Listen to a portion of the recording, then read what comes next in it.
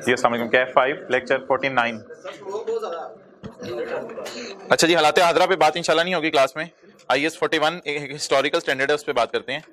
IS 21 का सवाल आपको होमवर्क में दिया था, MCQ 8, और वो वाला सवाल भी बड़ा अच्छा था जो इनटेंजिबल्स का था। पास्ट पेपर का क्वेश्चन नंबर 11 सनशाइन वाला। अच्छा जुपिटर, अच्छा उसमें चले पहले ये कर लें। जुपिटर लिमिटेड की करेंसी पाक रुपीज है। इसने प्रॉपर्टी न्यूयॉर्क में बाय की है $5 मिलियन की ऑन 2 जुलाई 19। अगर 2 जुलाई 19 को बाय किया ना, तो जुलाई अगस्त सितंबर 3 महीने डिडक्शन डालेंगे हम। The 25% amount was paid immediately and the बकाया is to be paid on 31 October 2019। अच्छा जी, प्रॉपर्टी किस दिन हमें मिल गई होगी? 2 जुलाई 19 को प्रॉपर्टी हमारे नाम लग गई होगी। हमने थोड़े से पैसे कब दे दिए? उसी दिन। और बकाया पैसे, अगर ये पेएबल सोचें साल के एंड पे पे हो गया या साल के बाद पे होगा, तो इसलिए साल के बाद अगर पे होगा तो इस पेएबल को साल के एंड पे, ये मॉनेटरी आइटम है पेएबल, इसे वर्सेस वाली कैलकुलेशन से गुजारना पड़ेगा। इस पे गेन भी आ सकता है, लॉस भी आ सकता है। एक्सचेंज रेट गिवन है, properties being used for admin purpose. इस लाइन का मतलब आप MCQ नंबर 9 वाली लाइन से कंपेयर करके बताएं। MCQ 9 में लिखा हुआ था the property is being held for capital appreciation, IS 40, और इस लाइन में लिखा हुआ था the property is used for and has a life of 50 years। तो हाँ ठीक है, लाइफ तो मेरे भाई IS 40 में भी दी हो सकती है, बल्कि वो जो हैंड रिटन पेज IS 40 का रिवाइज कीजिएगा, लाइफ IS 40 में भी दी हो सकती है। और जो IS 40 का कॉस्ट मॉडल है उसमें आप याद रखिएगा डेप्रिसिएशन भी चार्ज होती है। जो फेयर वैल्यू मॉडल है उसमें डेप्रिसिएशन चार्ज नहीं होती। ओके, तो लाइफ देना इज नॉट इंडिकेशन कि IS 16 में फॉल करेगा। The main thing is the property is being used for admin purpose.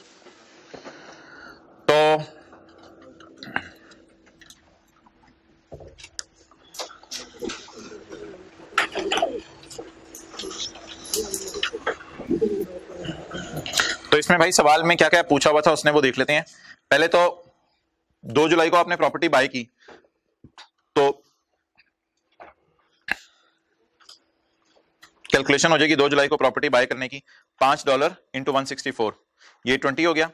इसके बाद रिवैल्यूएशन के लिए साल के एंड पे 5.1 किया है। अगर साल के एंड पे रिवैल्यू होना तो पहले डेप्रिशिएट होगा फिर रिवैल्यू होगा। तो साल के एंड की वजह से पहले 3 महीने डेप्रिशिएट किया हमने, और डेप्रिशिएट करने के बाद फिर साल के एंड पे इसको क्या कर दिया? रिवैल्यू कर दिया। अब ये एसेट बाय करने की एंट्री है, थोड़ा सा कैश अभी दे दिया था और थोड़ा सा बाद में देना है, तो 5 इंटू 75% होना चाहिए था ना यहाँ पे, 5 इंटू 75%। और ये डेप्रिसिएशन आ गई, ये वार्म अप की एंट्री आ गई, ये सरप्लस रिकॉर्ड करने की एंट्री आ गई। अब ये जो कैलकुलेशन है एक्सचेंज लॉस वाली, ये वाली कौन सी कैलकुलेशन है जरा बताइएगा? ये कैलकुलेशन जो है वो वर्सेस वाली है, जो ईयर एंड के ऊपर होनी है, और ये कैलकुलेशन अगले साल पेमेंट की है। याद रखिएगा हमारा साल यहां पे खत्म हो गया था, ये कैलकुलेशन अगले साल पेमेंट की है। और सवाल की पहली रिक्वायरमेंट, प्रॉपर्टी बैलेंस शीट में किस अमाउंट पे आनी है? वो तो 856.8 पे आएगी। और what is the total charge? Charge का मतलब होता है एक्सपेंस, क्रेडिट का मतलब होता है income. What is the total खर्चा और income in P&L in respect of the above. तो खर्चा कितना है या इनकम कितनी है? अब खर्चा एक तो डेप्रिसिएशन था, लेकिन इस साल का पूछ रहे, सिर्फ पहले साल का। एक तो डेप्रिसिएशन का खर्चा था और ये एक्सचेंज लॉस था, तो डेप्रिसिएशन और एक पेएबल पे एक्सचेंज लॉस, ये आ गया खर्चा। Next, what is the total खुशी in surplus in respect of above figure? Total खुशी इन सरप्लस वो 40.9। What is the total? अच्छा यार, ये फॉर द ईयर पूछ रहे, एज ऑन पूछ रहे, फॉर द ईयर पूछ रहा है, एज ऑन। एक बात अब सुन लें, वो ये पूछ रहे, ये नहीं पूछ रहा। अगर एज ऑन होता ना तो हो सकता है इधर पहले से कोई ₹1 का सरप्लस पड़ा होता, अगर पहले रिवैल्यू हुआ था। तो अगर ₹1 का कोई सरप्लस पहले से पड़ा होता तो फिर ये आ जाना था 41. ये फॉर द ईयर है 40.9 और ये 41.9 एज ऑन है। तो मोहतरम ये होता है फॉर द ईयर और ये होता है एज ऑन। फिलहाल पूछ कौन सा सरप्लस रहे? For the year. तो ये लिख लें आके, फॉर द ईयर और एज ऑन।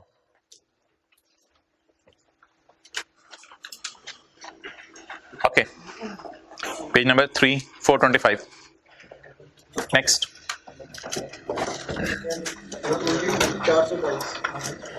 425 पेज है। Okay next, at which amount payables shall be presented in balance sheet? Payable कौन से वाले जाने चाहिए? लेटेस्ट रेट वाले जाने चाहिए या जिस पे क्रिएट हुए थे? लेटेस्ट रेट वाले क्रिएट किस पे हुए थे 164 पे, लेटेस्ट रेट क्या है 168, तो 3.75 को 168 से मल्टीप्लाई कर देना था। ओके ये सारी डिस्कशन एज्यूमिंग के आपने लेक्चर लिया हुआ है। For this part of requirement assume the cost model is used eight which amount the property shell be presented in balance sheet on 30 September. Assume करें कॉस्ट मॉडल यूज हो रहा है। यार अगर कॉस्ट मॉडल यूज हो रहा है ना तो मेरे ख्याल से कुछ करने की जरूरत नहीं है, आखिरी 2 लाइनें मैं उड़ा देता हूं। कॉस्ट मॉडल क्या कहते हैं, एसेट को खरीदो और 3 महीने डेप्रिशिएट करो, 815.9 ये हमारी रिक्वायरमेंट ही थी। अच्छा इनटेंजिबल्स वाले सवाल में अब आप आए जरा, IS 38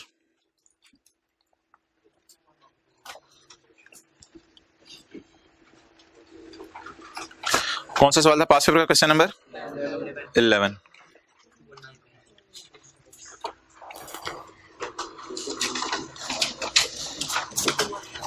ये पिछली चीजें साथ साथ कवर करते रहे क्योंकि आपको पता है ऑब्वियसली स्टैंडर्ड्स लिंक्ड हैं, तो ये नहीं हो सकता कि एक स्टैंडर्ड एक ही गो में करा दिया जाए। कुछ चीजें एक स्टैंडर्ड में पढ़ी जाती हैं, फिर पिछले स्टैंडर्ड में जाके देखना पड़ता है उसी को एडजस्टमेंट आई हुई है, फिर उसको वहां डिस्कस करना पड़ता है। अच्छा मोहतरम इसमें ना एक चीज मैं करा रहा हूँ, बड़ा आसान सा सवाल था, बड़ा आसान सा सवाल था, सिर्फ लाइव का फटा था। वो लाइव का फटा तो यूट्यूब पे भी पहले 7 क्लासें इंटेंजिबल्स की पढ़ी हुई हैं, वहां से भी आप जाके देख सकते हैं लाइव का फटा, उसके ऊपर डिस्कशन, और परसों डिस्कशन भी की थी मैंने। अच्छा तो इधर भी एसेट साल के एंड पे रिवैल्यू हो रहा था, तो पहले एसेट को अमोर्टाइज करेंगे और फिर साल के एंड पे रिवैल्यू करेंगे। एक एसेट पे रिवैल्यूएशन लॉस आ रहा है, दूसरे एसेट पे रिवैल्यूएशन गेन आ रहा है, और तीसरे एसेट पे रिवैल्यूएशन लॉस आ रहा है। अच्छा जी अब बता दें इस एसेट का रिवैल्यूएशन लॉस कहां जाना था 10 रुपए P&L में, और इस एसेट का रिवैल्यूएशन लॉस P&L में, और ये जो 93 है इसकी अगर मैं एंट्रीज लिखना चाहूं तो P&L डेबिट एसेट क्रेडिट, इसकी entry P&L debit asset credit, और इसकी entry asset debit revaluation surplus इन OCI क्रेडिट। अब मोहतरम सवाल में एक ब्लंडर था कि सवाल वाले ने अगर सवाल बनाना ही था तो फिर तुक्का सवाल बना लेता, वो लिख देता प्रॉफिट और लॉस की जगह SOCI, क्योंकि SOCI comprise of 2 things P&L and OCI। SOCI includes P&L and OCI, लेकिन उस बेचारे ने सिर्फ क्या मांगा, इस वजह से हमने सिर्फ ये जो 10 और 10 यहां शो किया हुआ है।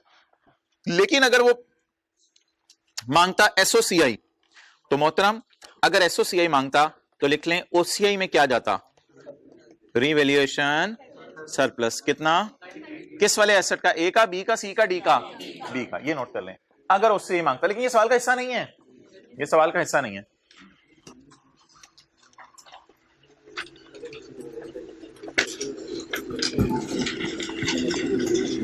लेकिन OCI उसने मांगा नहीं हुआ। अच्छा मैं एक और बात करूं, असल में ना इधर हमने हर एसेट के लिए आगे कॉलम नहीं खोले। असल में ना सोचें ये एसेट है, आगे सरप्लस P&L, वो कॉलम नहीं खोला हमने। ये एसेट B है, आगे सरप्लस, असल में तो 4 वर्किंग्स अलग अलग होनी चाहिए थी, लेकिन इनको हमने इकट्ठा करके यहां कर दिया है।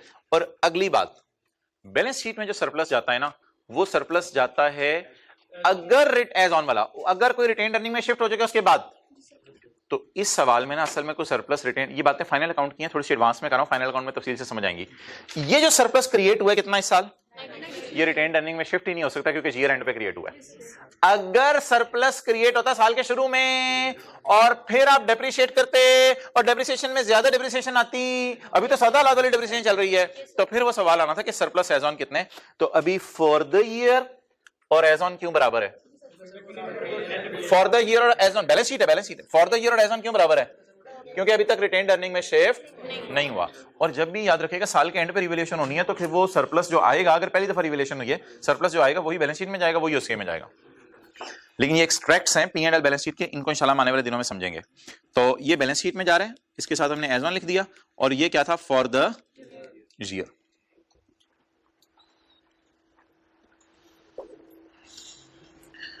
चलें जी, बात कहां निकल गई। आज हमने करना है पे 697, कल वाला पार्ट B ऑनलाइन वालों ने अटेंड कर लिया होगा, फिजिकल वालों को थोड़ा वीडियो में इशू आया था, वो इंशाल्लाह आज मैं दोबारा शेयर कर लूंगा, वो आप कर लीजिएगा। अच्छा खोलें यार इसको, पेज नंबर कौन सा? 690।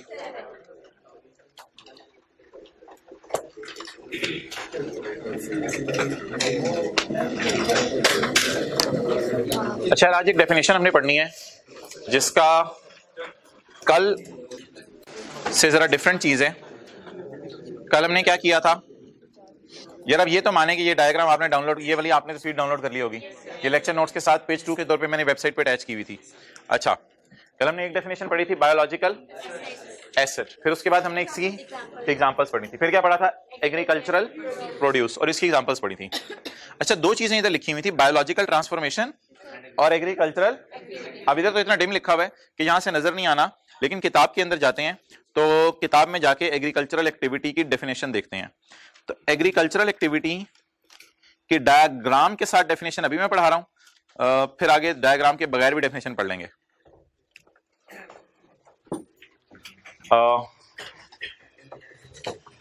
पाकिस्तान में ये क्या लिखा हुआ है, फॉर सेल लिखा हुआ है, फॉर सेल लिखा हुआ है। यहाँ थोड़ी थोड़ी चीजें डिम है, वो मैं सही करवा दूंगा, फॉर सेल।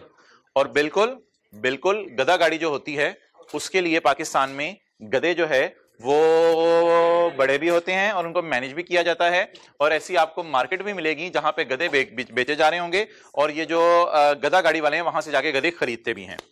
तो एक बंदा है वो कहते हैं मेरा जो है वो भाईजान तो वेचन का प्रोग्राम है, गधे बेचने का प्रोग्राम है।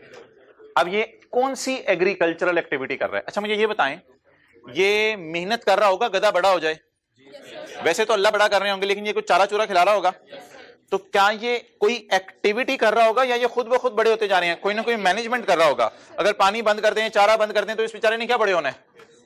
Agricultural activity is the management of biological transformation. क्या हो रही है? ग्रोथ। ये थोड़ा सा मिसप्रिंट हुआ होगा, बायोलॉजिकल ग्रोथ। बायोलॉजिकल ट्रांसफॉर्मेशन क्या हो रही है इसमें, जरा गधे में बताएं। माशाल्लाह माशाल्लाह माशाल्लाह माशाल्लाह, ग्रोथ। तो agricultural activity is the management of biological transformation. Biological transformation कौन मैनेज कर रहा है? बिजनेसमैन। बायोलॉजिकल ट्रांसफॉर्मेशन कौन मैनेज कर रहा है? बिजनेसमैन। किस फॉर्म में? पानी दे रहा है, चारा दे रहा है।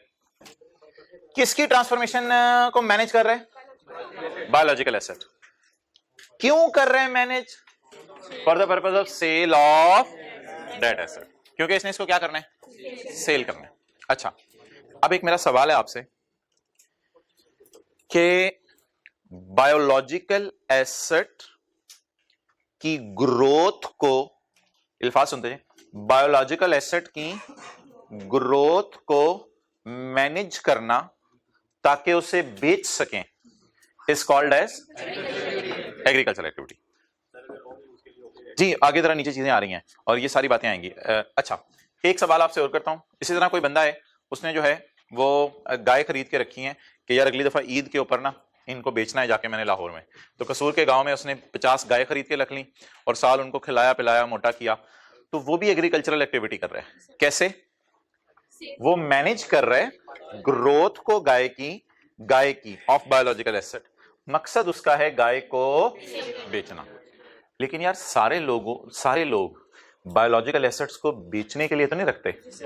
तो सेल यहां अंडरलाइन कर लें। एक सिनेरियो बन गया सेल का। ये सिनेरियो की हेडिंग दे दें for sale. Sale, for sale, पहला सिनेरियो है फॉर सेल। लेकिन ये एग्रीकल्चरल एक्टिविटी की एक एग्जांपल है। एग्रीकल्चरल एक्टिविटी की एक और एग्जांपल, ये तो ऊपर ही चढ़ गया। अच्छा एग्रीकल्चरल एक्टिविटी, अच्छा इधर कौन क्या किस लिए मैनेज कर रहा है? ये गुस्से से देख रही है, कौन क्या किस लिए मैनेज कर रहा है? जरा बोलें। देखे ना, देखे बगैर बताएं कौन क्या किसके लिए मैनेज कर रहा है। डायग्राम देख के बताएं। बिजनेसमैन बायोलॉजिकल एसेट्स को मैनेज कर रहा होगा कि मैंने उन्हें बड़ा करके बेचना है। हाँ मुर्गी भी बड़ी करके बेचनी है, आपकी मर्जी है, लेकिन इधर मेन मकसद क्या है? बेबीज। इधर मेन मकसद क्या है? Agricultural activity is management of biological transform. अच्छा इस बायोलॉजिकल ट्रांसफॉर्मेशन का कुछ और नाम है, इसका नाम है रिप्रोडक्शन। तो biological agricultural activities management of biological transformation. इसको दाने वगैरह खिला रहा होगा, पानी वगैरह पिला रहा होगा, गुस्सा ना कर, दाने वगैरह पानी वगैरह of a biological asset for purpose of additional biological asset. क्या लफ्ज लिखा हुआ है, मिसप्रिंट हुआ है, एडिशनल बायोलॉजिकल एसेट, ताकि एडिशनल मिले। ये एडिशनल है ना, ये फैमिली में नया आया ना, ये फैमिली में नया आया।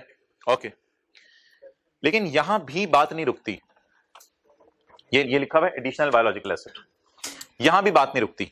इसकी हेडिंग दे दे एडिशनल बायोलॉजिकल एसेट। पिछले वाले की क्या हेडिंग दी थी? ग्रो क्यों कर रहे हैं? For sale. इधर क्या कर रहे हैं? ग्रो क्यों कर रहे हैं? For additional biological asset. एक और मिसाल,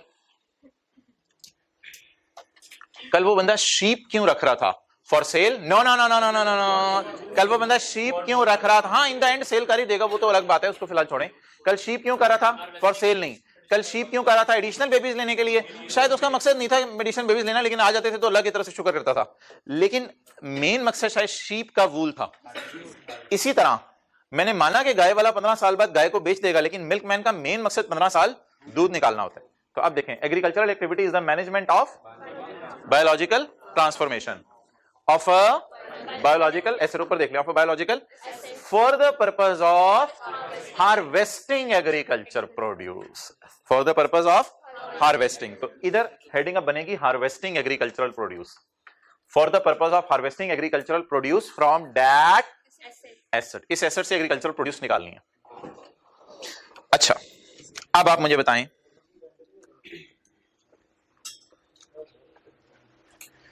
इन तीन के अलावा कितने काम है इस सफे पे? इन तीन के अलावा अगर आप कोई चौथा काम करें तो IS 41 हाथ खड़े कर देता है, कहते कोई और स्टैंडर्ड लगाओ। मेरी ये एग्रीकल्चरल एक्टिविटी नहीं है, अगर ये एक्टिविटी नहीं है एग्रीकल्चरल तो ये स्टैंडर्ड लगेगा ही नहीं। अब मैं वैसे ही जरा चलते चलते आपको नॉट एन एग्रीकल्चरल एक्टिविटी की, नॉट एन एग्रीकल्चरल एक्टिविटी की एग्जांपल्स दे दूं। हालांकि किताब में मुख्तलिफ जगहों पे दी हुई है, लेकिन फिर भी अब मैं आपको नॉट एन एग्रीकल्चरल एक्टिविटी की एग्जांपल दे दूं। Watch dog in Perl continental hotel. अच्छा अब ये जो वॉच डॉग है पर्ल कॉन्टिनेंटल होटल में, क्या ये सेल के लिए रखा हुआ है? इन्होंने इसलिए खिला पिला रहे हैं कि सेल करेंगे? भाईजान ये समझने वाला स्टैंडर्ड है, एमसीक्यूज नहीं होने वरना आपसे एक सेकंड के लिए भी इधर उधर आप जो है वो इंटरेस्ट लूज ना करें। अच्छा फॉर सेल रखा हुआ है, बातें आसान है लेकिन जाहिर बातें समझनी पड़ेंगी। फॉर एडिशनल बेबीज रखा हुआ है, उसने डॉग इसलिए रखा हुआ है कि डॉग तेरे से कितने पपी आएंगे। पपी नहीं कहते उसके, तो कल लैम्प पे क्यों नहीं हंसे थे, आज पपी पे हंस रहे हो, अजीब। अच्छा जी, और उसने डॉग से कौन सी एग्रीकल्चर प्रोड्यूस आनी है? डॉग ने केड़ा दूध देना है। ओके नहीं नहीं नहीं, डॉग कट करके गोश्त भी फेंकना है, प्लीज प्लीज। कल बात हुई थी, गाय कट करके जो गोश्त है वो एग्रीकल्चरल प्रोड्यूस है, और अगर जिंदा और दूध दे रही है तो दूध भी एग्रीकल्चरल प्रोड्यूस है। तो वॉच डॉग ना इस मकसद के लिए रखा है कि बेचना है, ना इस मकसद के लिए मैनेज कर रहे हैं उसे कि एडिशनल बेबीज आएंगे, ना इस मकसद के लिए रखा हुआ है कि उससे कोई एग्रीकल्चर प्रोड्यूस आनी है। इसलिए ये क्या होगी? Not an agricultural activity. अच्छा जी आने दें एग्जांपल्स आने दें, अगर आपको भी कोई ऊपर से आ रही है तो आने दें। जू एनिमल्स जी, जू एनिमल्स बताएं। ये लाहौर का हाथी तो मर गया, चले खैर है, फिलहाल उसी को हाथी को जेन में ले आते हैं। हाँ सूजी नाम था, सूजी नाम भी अम्मी अबू ने जी। अच्छा जी, तो ये जो लाहौर के जू में हाथी पड़ा हुआ था, ये बेचने के लिए पड़ा हुआ था? इससे छोटी छोटी हाथियां आनी थी ओके इस मकसद के लिए तो नहीं रखा हुआ था। आज तो अल्लाह की तरफ से, ये नहीं कि आ नहीं सकती। अब वो वॉच डॉग जो है उधर से बेबी देते तो आपकी ये क्या बात हुई? सर आपने तो कहा था ये बेबी नहीं देगा आज तो मैं क्या करूं? और एग्रीकल्चरल एक्टिविटी, और बताएं वो जो जू वाला एनिमल है, क्या वो इसलिए रखा हुआ है हाथी के उससे कोई चीज आनी है, एग्रीकल्चर प्रोड्यूस आनी है? नहीं। तो ये जू एनिमल्स हो गए, क्लियर? यार ये मैरिज हॉल्स वाले होते हैं, मैरिज हॉल्स वालों ने अक्सर जो है वो आजकल पीछे क्या कहते हो आप उसे, दुल्हा दुल्हन को बिठाने के लिए स्टेज पे नहीं, एनिमल आ जाना, बग्गी। तो ये मैरिज हाउस वालों ने किसने देखा कभी मैरिज वालों ने बग्गी खरीदी हुई है और आगे जानवर है और पीछे जो है वो दो मियां बीवी, उधर मियां बीवी बैठे हुए हैं और आगे जानवर है। कितने लोगों ने देखा है कभी? तो ये वो जो जानवर उन्होंने खरीदा हुआ है मैरिज हॉल वालों ने, ये मरबा वालों ने खरीदा हुआ है कि यहां से जो है वो गुलबर्ग के अंदर शादी हुई है तो यहां से गुलबर्ग जाएंगे वो मियां बीवी उस पर बैठ के तो आप बता दें क्या उन्होंने बेचने के लिए रखा हुआ है मैरिज हॉल वालों ने? क्या मैरिज हॉल वालों ने एडिशनल बायोलॉजिकल एसेट रखा है? यार ये बड़ी अच्छी एग्जांपल दे दी है, ये बड़ी अच्छी एग्जांपल दे दी है। एक भाई जो है वो अपना ऊंट लेके आ गए और ऊंट लेके आके मुख्तलिफ जो है वो कस्बों के अंदर मूव कर रहे हैं, कभी इस गली में जा रहे हैं, कभी उस गली में जा रहे हैं, कभी इस गली में जा रहे हैं। आज जी ऊंट की सैर कर लो, अब ऊंट की सैर कर लो। अब जो ऊंट की सैर करा रहे हैं he is not doing agricultural activity, उसने सेल के नहीं रखा हुआ ऊंट। नंबर 2 उसने एडिशनल बेबीज के लिए नहीं रखा हुआ। नंबर 3, उसे आपने पूछा कारोबार क्या है, कहता है यार सवारियों को बिठाता हूं, दूध के लिए रखा नहीं हुआ, आज है तो बस अल्लाह की मेन मकसद मैं पूछ रहा हूं उसका। अब जी आपका क्या काम करते हैं यार, गली गली जाता हूं, लोगों को ऊंट पे बिठाता हूं, उनके बच्चों को उनसे पैसे ले लेता हूं, तो you are not doing an. तो बस ना आप बेसिक रूल याद रखें, मिसालें तो फिर खत्म नहीं होनी, बेसिक रूल याद रखें। अच्छा फिर इन पे कौन सा स्टैंडर्ड लगेगा ये भी इंशाल्लाह आज बात करेंगे। बेसिक रूल क्या है बता दें जी। या तो आप सेल के लिए मैनेज करें बायोलॉजिकल एसेट को, नंबर 2, या एडिशनल बायोलॉजिकल एसेट हासिल करने के लिए मैनेज करें बायोलॉजिकल एसेट को, या उससे एग्रीकल्चर प्रोड्यूस निकालने के लिए करें। अच्छा तो बात जो है ऐसी बढ़ती चली जा रही है। मिसाल के तौर पे एक बंदा है, उसका आमों का बाग है या उसका बाग है सेब का, तो वो बायोलॉजिकल, वो तीसरी कैटेगरी में फॉल कर रहा है। उसने बायोलॉजिकल एसेट किस लिए रखे हुए हैं, फॉर रिसीविंग मैंगो। तो मैंगो, ओ भाई प्लीज, मुझे लगता है कुछ लोग इधर उधर मुतवज्जे हो जाते हैं एक सेकंड के लिए। उन्होंने किस लिए जो है बीज डाला है, और किस लिए पानी डाला है, और किस लिए रातों को उठ के जो है वो उनकी हिफाजत की है, ताकि उनसे क्या आए। लेकिन एक बंदा कहता है मैं रहता हूं चित्राल में और मुझे पता है जंगल के अंदर अल्लाह की तरफ से चलगोजे के दरख्त लगे हुए हैं, वो लगाए नहीं वे लोगों ने, अल्लाह की तरफ से चलगोजे के दरख्त लगे हुए हैं, और मैं जाके वहां से चलगोजे उतार के ले आता हूं, तो जाते हैं लोग, चलगोजे उतार के ले आता हूं और 2 किलो 3 किलो 4 किलो बेच दिए। तो मोहतरम क्या वो एग्रीकल्चरल एक्टिविटी करे? उसने तो मैनेज ही नहीं किया कुछ, वो तो तैयार फल उतार के आ गया बस आके। तो जैसे आप किसी जंगल में जाए, कोई जड़ी बूटी मिले, आप उतार के ले आए, तो यू आर नॉट मैनेजिंग। शर्त क्या, आपने क्या करना है, पालना है। पालना है या किस मकसद के लिए, या पाल लें आप एडिशनल बेबीज के लिए, या पाल लें आप इसके अलावा, अगर आप पाल रहे हैं तो वो पता नहीं किस लिए पाल रहे हैं, वो पता नहीं। इसके अलावा अगर आपके पास वॉच डॉग है या और कुछ है, तो मोहतरम वो इस स्टैंडर्ड में फॉल नहीं करेगा। वो हाँ, जिस बंदे का ये काम है, जिस बंदे का ये काम है उसके लिए, क्योंकि वो तो भाई ने बिल्कुल सही मिसाल पूछी है। भाई कहते हैं मैं चाइना में चला गया, तो चाइना के अंदर जाके जो है वो कोई बंदा था, उसका कारोबार था डॉगीज बेचना। तो भाई डॉगीज जो वो बंदा बेच रहा है, अगर किसी रेस्टोरेंट वाले को कि लोगों ने डॉगी खाने हैं और डॉगी बना है, तो ऐसी सूरत के अंदर जो है वो डॉगी से एग्रीकल्चरल प्रोड्यूस आ रही है, क्योंकि जब वो कट हो जाएगा, तो मैंने बताया था उसका मीट जो है वो एग्रीकल्चरल प्रोड्यूस है। ओवर पता नहीं पेज 697 पे थे हम यार, हाथ हो गई। पेज 689 पे आ जाएं, पेज 689 पे आ जाएं। 689 पहला वाला सफा होगा शायद, पहला वाला सफा।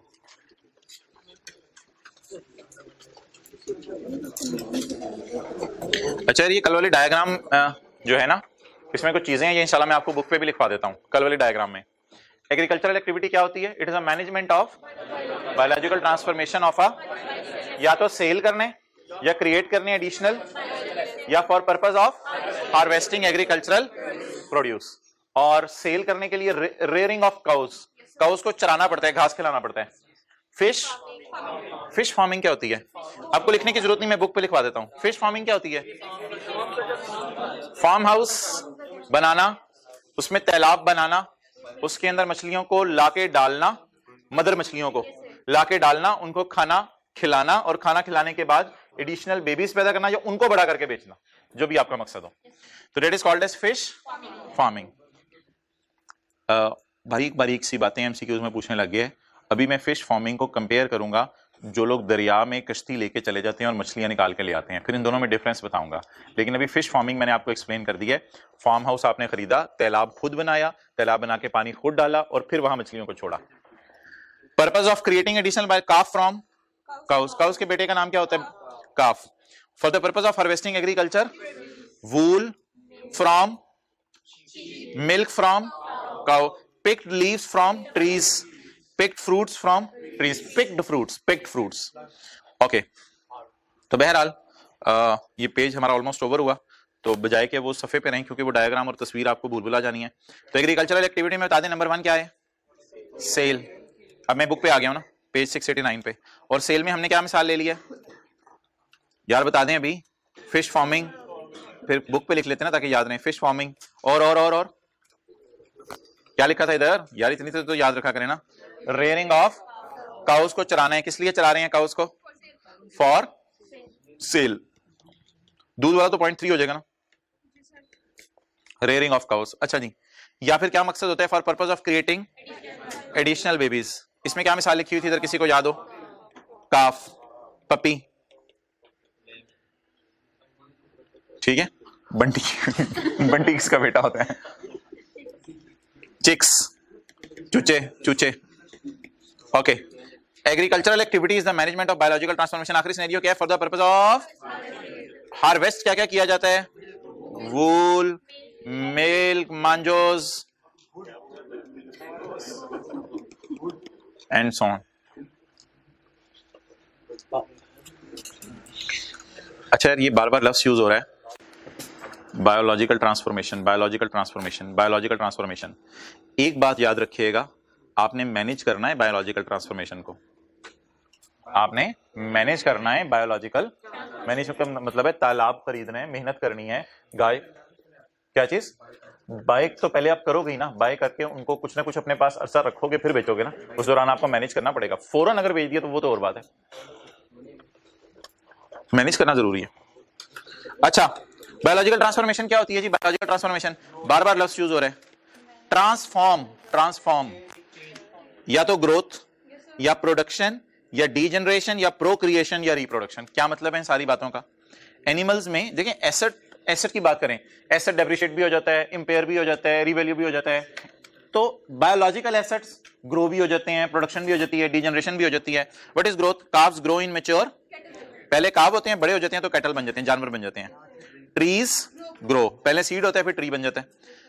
काउ गेव, शीप गेव वूल, इसे कहते हैं प्रोडक्शन। वो जो बेबीज पैदा होने ना, इसको इसने प्रोक्रिएशन लिखा है। ये जो वो दूध निकले ना गाय से, इसका नाम इसने प्रोडक्शन रखा है, और वो जो वूल निकल रही है शीप से, इसका नाम प्रोडक्शन रखा है, और प्रोक्रिएशन और रिप्रोडक्शन में उसने वो बेबीज वाली बात लिखी है, काव्स आर बॉर्न। और डीजनरेशन क्या होता है, decrease in quantity, may be through death और कट डाउन। वो जो गाय हमने जिबा की थी, तो जिबा करना गाय को is degeneration, that causes change in quality और quantity of uh, quality means कि बीमार हो गया, बूढ़ा हो गया बेचारा। बायोलॉजिकल एसेट पढ़ा था कल, लिविंग एनिमल और अ प्लांट। एग्रीकल्चरल प्रोड्यूस क्या थी, harvested product of entities such as milk from, meat from cow, eggs and fruits. हार एग्स भी याद रखिएगा, कल भैंस से दूध निकला था, मुर्गी से अंडा, तो कल मुर्गी से अंडा नहीं निकला था, आज मैंने निकाला ये एग्स। हार्वेस्टिंग क्या होता है, वो जो मशीन पकड़ के कर रहा था, कर अलग होगी थी तो उसका नाम एग्रीकल्चर प्रोड्यूस था। जब वो कर रहा था उसे शीयरिंग भी कहते हैं, उतारना, शेयरिंग। ये लफ्ज आएगा नीचे मेरे ख्याल से, आएगा लफ्ज, लिखने की जरूरत नहीं। The detachment of produce from biological assets और cessation of biological assets, like ये दो बातें कल पढ़ी थी। चलें ये इलस्ट्रेशन पढ़ लें, कोई सवाल है तो पूछ लें। क्या चीज, हाँ, ये सारी चीजें मौजूद हैं, कोई याद नहीं करनी। A farmer has a field of lambs, जब भी स्टैंडर्ड आ जाए IAS 41 मीन सब कुछ लिखा हुआ है स्टैंडर्ड में, टिक करा दूंगा आपको आखिरी दिन। बल्कि किताब के शुरू में एक सफा भी है जिसपे पैरा नंबर्स लिखे हुए हैं। स्टैंडर्ड यूज कब करेंगे, स्टैंडर्ड में से सिर्फ पैरा नंबर में हाईलाइट कराता जा रहा हूं, मेन यूज हम IAS 1037 में करेंगे और IFRS 15 में। A farmer has a field of lambs, that is biological asset. As the lambs grow they go through, जब ग्रो हो रहे हैं, grow grow grow grow growth growth growth, grow हो रहे हैं तो क्या हो रही है, इनमें ट्रांसफॉर्मेशन हो रही है। As sheep they are able to procreate, यानी नए बेबीज पैदा करने के लिए प्रोक्रिएट होंगे, male female. As sheep they are able to procreate and lambs will be born additional, and the wool from the sheep provides a source of revenue for kisan, that is called as, oh, बिल्कुल एक नई बात आपके लिए और बड़ी ही important चीज, ये जो वूल अलग होती है ना, अलग होती है, तो एक सेकंड के लिए, सिर्फ एक सेकंड के लिए आपने इसे कहना है agricultural produce at point of harvest. क्या कहना है, agricultural produce at point of harvest. Agricultural produce, बोलें बोलें बोलें, एट पॉइंट ऑफ हार्वेस्ट। ये जो वूल अलग होके नीचे गिर रही है, ये जो वूल अलग होके नीचे गिर रही है, तो इस वूल को आपने बोले क्या कहना है, इसको कहना है agricultural produce at point of. जैसे ही ये वूल, जैसे ही ये वाला बकरा फारिग हो जाए, तो अब ये तकरीबन सारी उतर आई है, अब ये जैसे ही सारी की सारी उतर आई, इसे फौरन आपने कहना है agricultural produce at point of harvest, और इसकी fair value minus cost to sell फौरन निकाल लेनी है, और एक सेकंड बाद इसे इन्वेंट्री कहना है। और अब ये IS2 में चली जाएगी क्योंकि आपने इसे फॉर सेल रखा हुआ है। अब ये IS2 में चली जाएगी। 1 सेकंड के लिए सिर्फ इस पे ये स्टैंडर्ड लगता है और 1 सेकंड बाद खत्म हो जाता है। इसलिए कल मैंने ये एंट्री एक करवाई थी आपको, और एंट्री करवाते हुए आपको मैंने ये कहा था कि इस एंट्री के ऊपर आपने जो है वो फिलहाल ज्यादा डिस्कशन जो है वो नहीं करनी। वो एंट्री करवाई थी आपको एक मैंने वूल डेबिट और P&L credit at point of harvest, मौके पे एट पॉइंट ऑफ हार्वेस्ट। इससे क्या कहना है? Agricultural produce. और इसको किसमें मेजर करना है? इन द, अब ये एमसीक्यूज में चीजें आ रही हैं, वो सुने। इसको किसमें मेजर करना है? In the light of IS41। IS41 की रोशनी में मेजर करना है। और किस पे? Fair value minus cost to sell. अब अगर ये साल के एंड पे भी ना बिकी तो आपने फिर इसे लोअर ऑफ कॉस्ट और NRV पे रखना है। अब आप कहेंगे इसकी कॉस्ट क्या है? कॉस्ट वही जो 5000 पड़ी है, कॉस्ट वही, वो जो fair value minus cost to sell थी ना IS41 में, वो अब इसकी क्या बन जाएगी? कॉस्ट बन जाएगी। ये इसकी कॉस्ट बन जाएगी। NRV क्या होगी? फर्ज करो ये बाजार में सिर्फ 4200 देके जाए, आप साल के एंड पे पड़ी रहेगी लेकिन मार्केट के अंदर कोई इतनी प्राइस नहीं रही, तो अब इसे क्या करें? NRV पे ले आए। अब मैं जरा डिटेल से डिस्कस करता हूं। मैं एक मिनट। तो हम किसकी डिस्कशन करने लगे हैं? बोले एग्रीकल्चरल प्रोड्यूस की, बल्कि खुला के डिस्कशन करते हैं हम एग्रीकल्चरल प्रोड्यूस की। किसी बच्चे के जहन में ना हो सकता है एग्रीकल्चरल प्रोड्यूस की एग्जांपल्स ना हो, तो हम इसकी डिस्कशन करने लगे हैं। इन सब चीजों की जो दरमियान में आपको नजर आ रही हैं, इन सब चीजों की डिस्कशन करने लगे हैं। इन सब चीजों की हम किसकी डिस्कशन करने लगे हैं जी? पेज नंबर 696 की। अच्छा, इसमें अब मैं एक ट्री बनाने लगा हूं, जो आप मेरे साथ बना लें। एट बोले एट पॉइंट ऑफ हार्वेस्ट, जिस वक्त डिटैच कर रहे हो उस मौके पर कौन सा स्टैंडर्ड लगना है? IS40। उस वक्त इसे क्या कहना है? Agricultural produce. और आफ्टर हार्वेस्ट 1 सेकंड बाद आपने कौन सा स्टैंडर्ड लगाना है? IS2। अच्छा, अब यार कल वूल की क्या निकाली थी? Fair value minus cost to sell. कितनी थी? 5000 रुपए। 5000 रुपए। और ये किस दिन थी? किसी को याद हो? 25 दिसंबर थी। 25 दिसंबर। अच्छा, अब आ गया मोहतरम ईयर एंड। ईयर एंड का क्या मतलब है? 31 दिसंबर। 31 दिसंबर को इसकी कॉस्ट और NRV में से लोअर पे शो करना है। अब आप मुझे बता दें, ये मैंने बाजार से तो खरीदी नहीं, तो इसकी कॉस्ट क्या लूं? बुक वैल्यू, जो बुक्स में पड़ी हुई है। बुक्स में कितने की पड़ी हुई है? 5000 की। इस 5000 को इधर लाएं, इस 5000 को इधर लिख दिया करेंगे हम। ये क्या आ गई? इसकी कॉस्ट। फर्ज करो बाजार में कोई वूल बाहर के मुल्कों से भी इंपोर्ट हो गई है, तो वूल की प्राइस जरा कम हो गई है, तो अब NRV बेचारी हमारी वूल की सिर्फ कितनी रही? अब बैलेंस शीट में ये कहां नजर आएगा? 42 पे। याद रखिएगा, बैलेंस शीट में एग्रीकल्चरल प्रोड्यूस नाम की कोई चीज नजर नहीं आया करेगी। क्यों? अगर आप 31 दिसंबर की रात को 11 बजे भी ये वूल की शीयरिंग कर रहे होंगे, तो 11:01 के ऊपर आपने कह देना है कि ये तो इन्वेंट्री है। इसलिए बैलेंस शीट में करंट एसेट्स में वूल अगर कभी नजर आएगी तो किस में नजर आएगी? इन्वेंट्रीज में। अब हम बैलेंस शीट एक्सट्रैक्ट्स बना लेते हैं। तो बैलेंस शीट में इन्वेंट्रीज में, करंट एसेट्स में इन्वेंट्रीज में IS2 में नजर आएगा 4200। खरीद वैसे रिकॉर्ड कितने में की हुई थी? 5000 पे, तो 4200 नजर आएगा इन्वेंट्रीज में। नोट कर ले। पूछे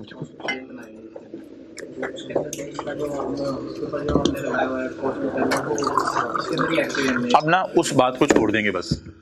उसमें बिजनेस में नॉर्मल ये होता है कि जब इन्वेंट्री बिकती है तो इन्वेंट्री पे जो भी कुछ सेल के खर्चे आते हैं वो तो हम P&L में डाल देते हैं। अब उस एंगल से सोचना नहीं ना, बस सिंपल आपने इसको ये यहाँ पे रिकॉर्ड कर दिया। अगले साल आप इसको 4300 की बेचो तो कैश डेबिट सेल क्रेडिट 4300। अगले साल अगर इसको 4300 की बेचो, कैश डेबिट सेल क्रेडिट 4300 और inventory credit 4200, cost of sale debit 4200। वही जो परपेचुअल सिस्टम की एंट्रीज पड़ी है।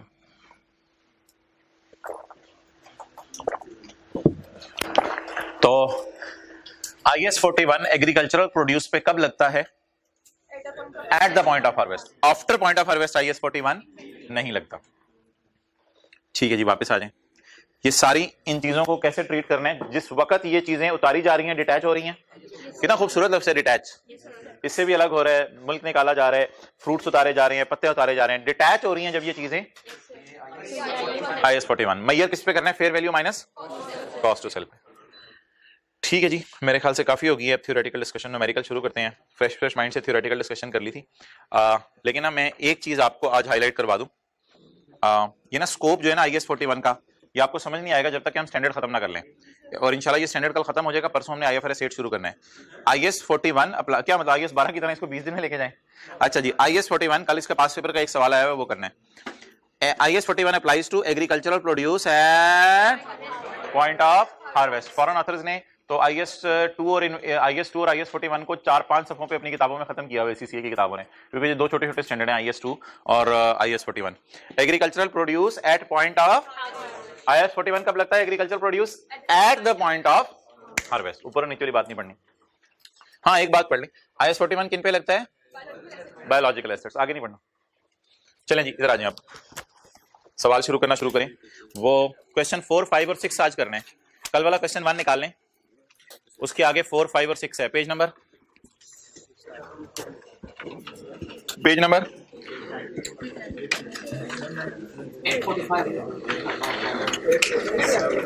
840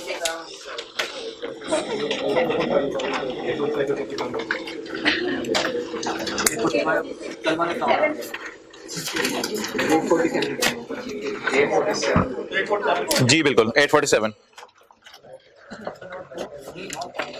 ये 3 सवाल हमने इंशाल्लाह करने हैं आज, 4, 5 और 6। और क्वेश्चन 6 में हम नोट बनाएंगे disclosure type. Question 4, a herd अरेवर्ड ऑफ 50 3 साल वाली, या जैसे घर में होते हैं, आप जाते हैं और कहते हैं ये 2 बेटे हैं मेरे, ये ट्विंस हैं मिसाल के तौर पे, 2 बेटे हैं और दोनों की उम्र 2 साल तो नहीं रहनी पूरी जिंदगी, 2 बेटे 2 साल, 2 बेटे हैं, इन दोनों की उम्र 10 साल है। और अब अगले साल जाएंगे, आप जो मर्जी कर लें, उनकी उम्र 11 साल होगी। यानी आप दुनिया की जो मर्जी ताकत लगा लें, कोई फर्क नहीं पड़ना, उनकी उम्र 11 साल ही हो जानी है अगले साल। तो सिमिलरली अ हर्ड ऑफ 50, अब आप जो मर्जी कर लें, साल के एंड पे इन्होंने कितने साल के हो जाने हैं? 4 साल के हो जाने हैं। अ हर्ड ऑफ 50 हमारे पास अब जहन में लेके आए एक बहुत बड़ा सा मैदान, जहां पे बहुत से 50 जानवर हैं, गोबर ही गोबर आपको नजर आ रहे हैं, मट्टी मट्टी नजर आ रही है, चारा ही चारा नजर आ रहा है। विजुअलाइज करें ना, 50 जानवर हैं, ठीक है। और आप शीशक बाशक बचे, मैं कहां पाँव रखूं? इनसे पाँव नहीं रखा जा रहा, पीछे तो हर्ड ऑफ 53-year-old एनिमल, मैंने जो पेड़ मारी तो टखने ऊपर का निकल। ऑन 1 जनवरी 2013, ऑन 1 जुलाई 13। तो अच्छा, रशीद की बीवी का नाम ना रुखसाना रख लेते हैं आज के बाद। तो रुखसाना ने रशीद ओनर है, रशीद का लेवल है, 50 जानवर है इसके पास, तो जानवर लाख रुपए का होता है, आधा करोड़ रुपए का मालिक है। तो रशीद की बीवी ने, रुखसाना ने कहा रशीद थोड़े जे जानवर और, थोड़े जानवर। रशीद ने कहा मैं काफी नहीं थोड़े जे और। On 1 January July 2013 10 3-point-old animals were purchased। कितने के जी? 40,000 के। ये ना ओपनिंग है, ये वाले कल ओपनिंग नहीं थे, ये ओपनिंग है। वॉज हेल्ड को अंडरलाइन, ये ओपनिंग है, ये हो गई purchases. The fair value minus cost to sell were, 3 साल के एनिमल की साल के पहले दिन क्या प्राइस थी? 32,000। थोड़े पुराने जमाने की बात होगी शायद, 2013 की, तो बकरे जहन में ले आए। तो 3 साल का बकरा दोंदा, 3 साल का दोंदा बकरा 1 जनवरी 13 को कितने का मिल रहा था? 32,000 का। लेकिन साल के एंड पे 4 साल का दोंदा बकरा कितने का हो गया था? 43,000 का, चौगा हो गया। अच्छा, अब आप मुझे ये बताएं कि कल एक कैलकुलेशन की थी, सिर्फ क्या निकालना है? P&L की फिगर निकालनी है। तो कल एक कैलकुलेशन की थी, 100% वही वाली कैलकुलेशन आप मुझे करके दे दें। एक मिनट ले लें, 1-2 मिनट ले लें, ये वाली कैलकुलेशन मुझे करके दे दें। बस यहाँ परचेज की जगह ओपनिंग लिखें और बॉन की जगह परचेज लिखें, क्योंकि आज बॉन नहीं हो रहे, आज खरीद रहे हैं। ये क्लोजिंग निकालें, 1-2 मिनट ज्यादा ना लगाइएगा। ये फॉर्मेट है, सवाल आपके सामने है।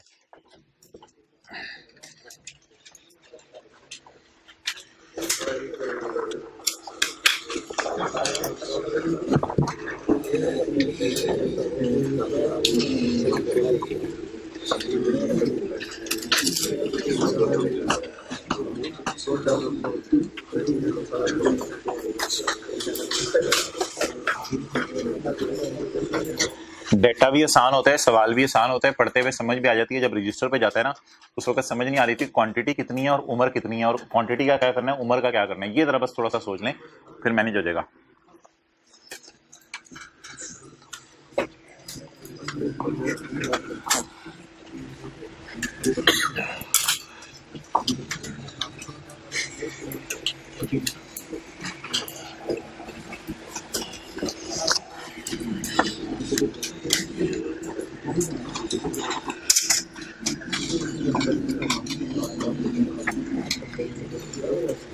हाथ खड़ा कर दें।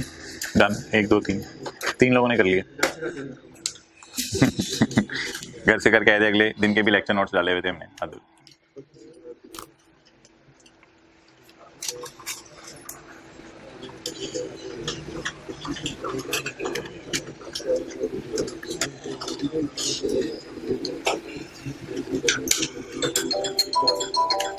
ओए होए होए होए, पूरा घर उठ जाता होगा फजर में।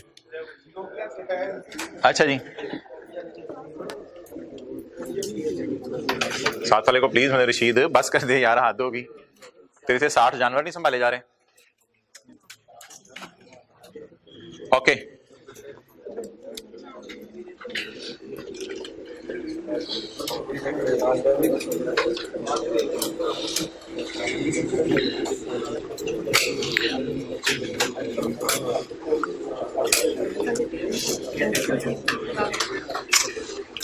ये अभी कल इंशाल्लाह IAS 41 खत्म होगा, फिर परसों IFRS 8 शुरू करेंगे, उस पर 4 दिन लगेंगे और फिर इंशाल्लाह कंसोलिडेशन शुरू हो जानी है। तो आप रात ने भी छुट्टियां नहीं करनी, कंसोलिडेशन में भी 15-20 दिन लग ही जाने हैं, 25 दिन। अच्छा अब जी heard of 53 years old animals was held on यकम जनवरी 13। मोहतरम इसके अलावा कुछ पढ़ने की जरूरत नहीं है, सिर्फ इतनी सी लाइन में पढ़ा हूं और इतनी सी लाइन पढ़ के मुझे ये बताएं कि 3 साल के जानवर की उम्र, आप कहते हैं किसी को जानवर, 3 साल के जानवर की उम्र यकम जनवरी 13 को क्या थी? 32,000। बस 3 साल के जानवर की उम्र यकम जनवरी 13 को क्या थी? जो मैंने येलो में हाईलाइट, क्या मैं क्या बोल रहा हूं, उम्र, सॉरी, 3 साल के जानवर की कीमत यकम जनवरी 13 को क्या थी? 32,000। आ जाए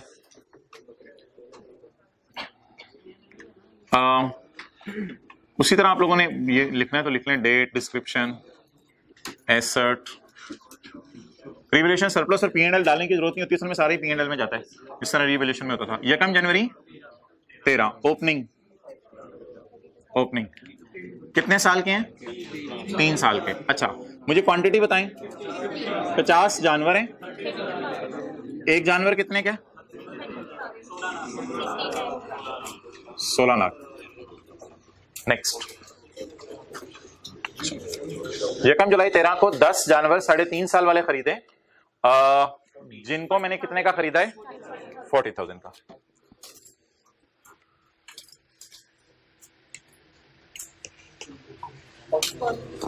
ओके, स्काई ब्लू वाली लाइन को सामने रख के परचेजेस तारीख बताएं। यकम जुलाई 13। परचेजेस कितने साल वाले जानवर? 3.5 साल वाले। कितने जानवर? 10। कितने रुपए के खरीदे? 40,000। वैसे असूली तौर पे ना कॉस्ट ऑफ सेल दी होती तो अलग से माइनस करनी थी, लेकिन अब वो अलग से इसकी कॉस्ट ऑफ सेल दी नहीं हुई जी। 10 इंटू कितना आ गया? इनको भी ऐड करना है, नए खरीदे हैं। अब आप हजरात मेरे ख्याल से सवाल के ऊपर ना जाएं और सवाल पे को इग्नोर करें। यकम जनवरी 13 को जो जानवर 3 साल का था वो 31/12/13 को कितने साल का हो गया होगा? 4 साल का। और यकम जुलाई 13 को जो जानवर 3.5 ईयर्स का था वो 31/12/13 की रात को कितने का हो गया होगा? 4 साल का। तो 31/12/13 को जैसे आप लिखते नहीं थे रिवैल्यूड अमाउंट, फिर बैलेंसिंग आता था रिवैल्यूएशन सरप्लस, तो क्लोजिंग में लिख रहा हूं रिवैल्यूड अमाउंट की जगह क्लोजिंग। अच्छा अलग अलग लेके चलें। 50 जानवर, पहले सोचें 3 साल वाले कितने साल के हो गए होंगे? अब 4 साल वाले की प्राइस ढूंढें। 4 साल वाले की प्राइस क्या आ गई जी? 43। अच्छा अलग अलग लेके चलें। और फिर कितने जानवर हैं? 10। ये भी साल के आखिर में पड़े होंगे। ये 3.5 साल के तब थे जब खरीदे थे, अब ये कितने साल के हो गए होंगे? 4 साल के। तो शुक्र है 4 साल वाले की प्राइस गिवन है 43,000 जी। 25 lakh 80,000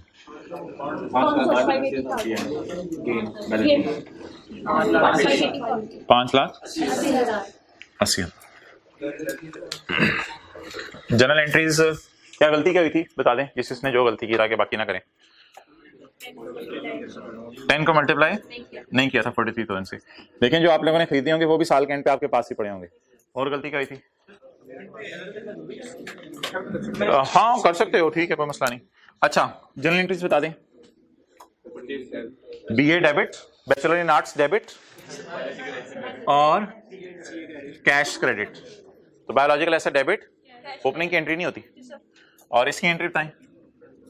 biological asset debit, P&L credit. ये 2 जनरल एंट्रीज हैं। अगर सवाल में जनरल एंट्रीज मांग ले तो ये 2 जनरल एंट्रीज हैं। और जहां तक SOCI है और SOFP, तो SOFP में ना नॉन करंट एसेट्स में PP इंटेंजिबल्स वहां आता है बायोलॉजिकल एसेट। ये भी आज बता रहा हूं, biological asset non current assets में आता है। कितना जी?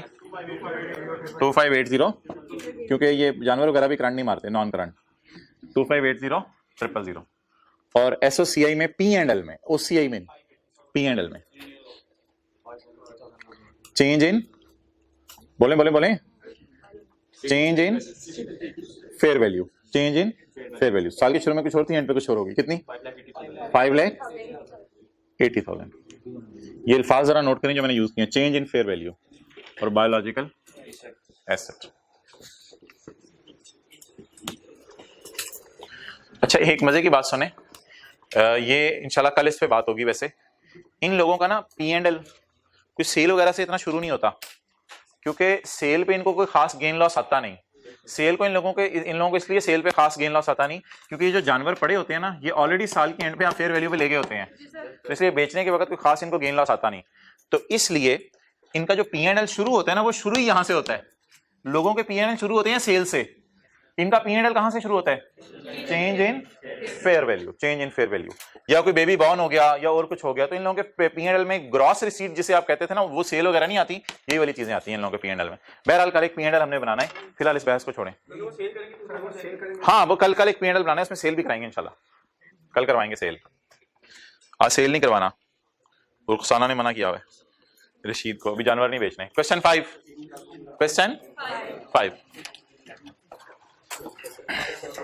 अच्छा ये ना आपने स्क्रीन पे देखना है, ये आपने जो है वो अपने बुक पे नहीं देखना।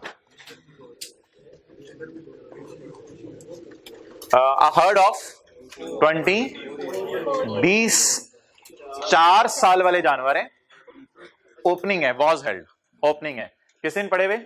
1 जनवरी 13 को। मुर्गियां हैं, ठीक है, 250 कुकड़, 250 वाला कुकड़ पर एनिमल। ये 4 साल वाले साल के एंड पे कितने साल के हो गए होंगे? The fair value less estimated cost to sell were. 5 साल वाले जानवर की उम्र बताएं। उम्र नहीं तो उम्र तो 5 साल है, मतलब प्राइस बताएं 320। तो आप बता दें जी 4 साल वाला जानवर साल के एंड पे कितने साल का हो जाएगा? हालांकि वो जानवर है फिर भी 5 साल का। अच्छा 4 साल वाला जानवर साल के एंड पे कितने का हो जाएगा? 5 साल का। और कितने का हो गया? कैलकुलेट गेन और लॉस, लेकिन आगे रिक्वायरमेंट नहीं पढ़नी, कैलकुलेट गेन और लॉस। तो ये तो आसान सा सवाल है।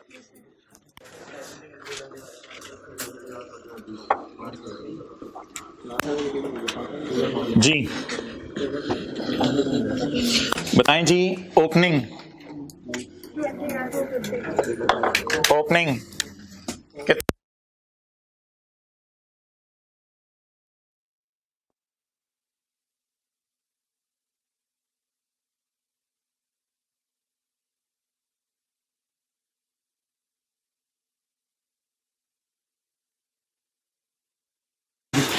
अच्छा थोड़ा रिकॉर्डिंग में शायद मसला हो गया था, ये इधर शायद लिखा हुआ आपको नजर ना आया जब मैं लिख रहा था। तो 1 जनवरी 13 को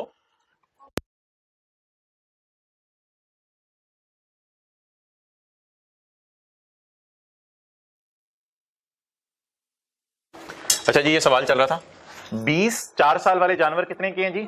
250 के। थोड़ी रिकॉर्डिंग आगे पीछे होगी थी तो शायद आपने ये नोट ना किया हो, ये मैंने इधर आके नोट कर दिया था। 20 जानवर 4 साल वाले 250 के हैं साल के शुरू में। अच्छा मुझे ये बताएं, अगर मैं 31 12 13 की रात को खड़ा हूंगा तो ये जानवर क्लोजिंग में उसी तरह पड़े होंगे, लेकिन ये कितने साल के हो गए होंगे? 5 साल के। कितने जानवर? 20। ये कितने के हो गए हैं आप जी? 320 के। और ये वाली लाइन मैंने इग्नोर की हुई है, ये 320 के हो गए हैं।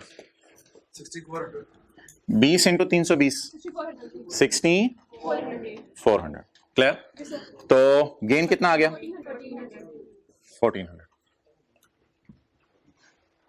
अच्छा, अपना एक मसला आया, किसी ने ना स्टैंडर्ड वालों से सवाल पूछा, ये क्या हुआ है? महंगाई हो गई है, ये जानवर महंगे हो गए हैं, क्या क्या चक्कर क्या हुआ है? महंगाई हो गई है। सोचिए क्या क्या क्या वजह बनी? महंगाई हो गई है कि जानवर महंगे हो गए हैं? महंगाई क्या मतलब? वो जो 250 रुपए का कुकर था साल के एंड पे 320 का हो गया। कितने लोग कह रहे हैं कि बड़ा होने की वजह से महंगा हो गया? कितने लोग कह रहे हैं महंगाई की वजह से महंगा हो गया है? कितने लोग कह रहे हैं दोनों वजह से प्राइस बढ़ी है? ये जवाब सही है, ये जवाब सही है बिल्कुल। ये तीसरे वाले सही थे। तो क्या वजह बनती है? अच्छा लैंड जो है ना, लैंड अगर महंगी हो जाए साल के एंड पे तो क्या वजह होती है? क्या वजह होती है? महंगाई वजह होती है, या लैंड 10 मरले से हम छोड़ के गए थे 12 मरले की होगी? लैंड के बढ़ने की वाहिद वजह बताएं। आपने 10 मरले की लैंड खरीदी, साल के एंड पे आप आए, आपने कहा यार तू आसमानों पे पहुंची हुई है, माशाल्लाह, लाख रुपए की खरीदी थी 1,10,000 की होगी, जबरदस्त हो गया है। तो अब वो जो आपने खरीदी थी लैंड लाख वाली 1,10,000 की होगी, उसकी वाहिद वजह क्या बनी है? महंगाई। क्योंकि लैंड ये नहीं हो सकता 10 मरले वाली लैंड 11 मरले की हो जाए अगले दिन। लेकिन जानवर तो जानवर है, जानवर तो बड़ा भी होता है, जानवर तो छोटा भी होता है, जानवर तो मोटा भी होता है, आपके साथ वाला स्मार्ट मोटा, तो जानवर तो मोटा भी होता है और महंगाई की वजह से महंगा भी होता है। अच्छा मैं ये दो लफ्ज बोलने लगा हूं, क्या ये प्राइस चेंज है, फिजिकल चेंज है, या दोनों चेंजेस हैं? प्राइस चेंज का उर्दू बताएं? महंगाई। और फिजिकल चेंज की? मोटा हो गया, ग्रोथ होगी। क्लियर? यार अब ना इसको स्प्लिट करना पड़ेगा हमें, इसको स्प्लिट करके दिखाना है। इसको स्प्लिट करके दिखाने के लिए ना एक काम करना पड़ेगा, वो जरा आपने समझना है। ये आज की क्लास की सबसे ज्यादा समझने वाली बात है, क्योंकि इसके बाद हमने स्टैंडर्ड की ओरिजिनल एग्जांपल शुरू करनी है। इसका एक तरीका होगा, एसी चला दो यार, किधर भाई? एसी चला दें, बटन से चला दें।